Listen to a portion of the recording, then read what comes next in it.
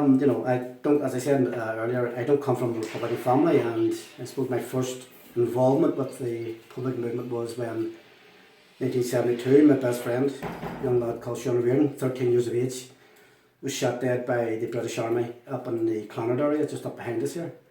And for me, that was at that time, that was a very hurtful experience.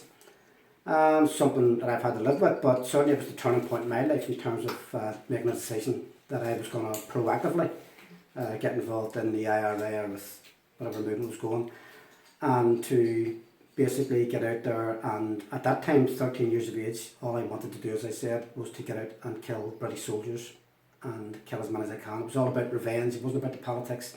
I probably would have been still too young to understand that context of it. But certainly it was the hitting the light switch for me in terms of my life changing and going in the direction that it clearly went in. I actually grew up here on this peace line in 1968 with the event of the civil rights movement that started. Right along this wall, there would have been quite a lot of intercommunal violence. As a young boy, I think I was 12 years of age at that time. I would have been involved in small-time rioting, etc. But later on, as that developed and it got worse, the community I come from, which would be the Loyalist community, the Protestant community, we felt, older people at the time, because I was too young, older people at the time felt that the police weren't doing enough to combat IRA terrorism. During the tour today, you'll probably see some of the sites of what happened here during that time, and it would have been seen just as total attacks on our community. And as I said, it seemed that the police and army of the army came in, that they weren't doing enough to prevent these. Loyalist paramilitary organisations then began to retaliate.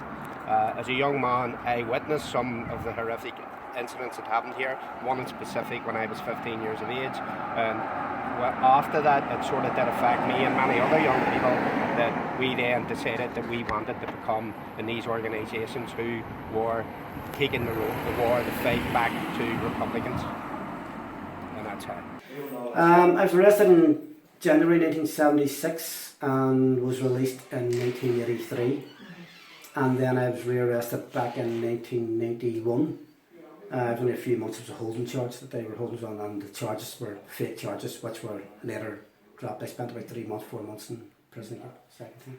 When you're in prison and you're doing all the part that we were doing our own political education and training. We were also doing our own military training within the prison. And that was all about getting out. That was all about getting out and going back to the war and continue with the war, and hopefully trying to pursue, an outcome of the war at that particular time. But that certainly was the way we see it in prison. That you're there, you're educating yourself to get out and get involved again. And for me, it was a matter of weeks. I went into prison in 1977 and got released in 1992, so approximately 15 years. It varied because prison for me was a three-tier system. When you first go in, you're still an angry young man just taken off the street. It takes a few years for that to burn out and the realisation that you're going to be there for a while. Then you have like a centre part where you just get on with doing your time and doing whatever you did to help that process on. Keeping the contact with your family as hard and as compact as you could. Unlucky for me, or lucky for me, my father was also in prison, but he was actually in Long Kesh. I was in the AIDS blocks.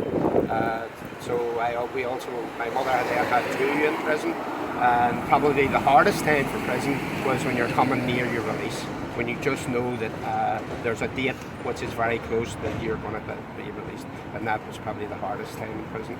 Prison was an experience I never want to go through again, but it was a necessity evil at the time, I felt.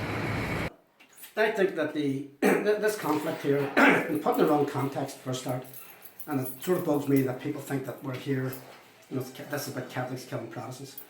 And my problem is that we are then letting the British government off the hook in terms of their involvement in this conflict. And they're the instigators, they're the initiators of everything that's happened in this island because of their involvement in the island. So I think, where we are today, we're in a different place. There's certainly no need. We had a 30, 40 years of military conflict. We came to a stalemate, And politics always was going to be the way out of this. You know, it was never going to be a military victory. The IRA was never defeat the British Army. But the British Army were never going to defeat the IRA. So therefore, there was always going to be a political solution to where we're at. And of course, I came in the format of the Good Friday Agreement. So, you know, I'm very supportive of that, and very supportive of the peace process. And I think that we have got rid of all the bad government that we had in the past. I think what we have today, we're on a level playing field. And I think we have the opportunity to create a proper democratic society and get young people involved and start to create a sort of new form of politics here. I think what we need to do is create a new way for young people to think. And we're talking about going for a new Ireland, basically. I think that's what we're looking at, a whole new form of politics now. Looking back, I don't regret in the past.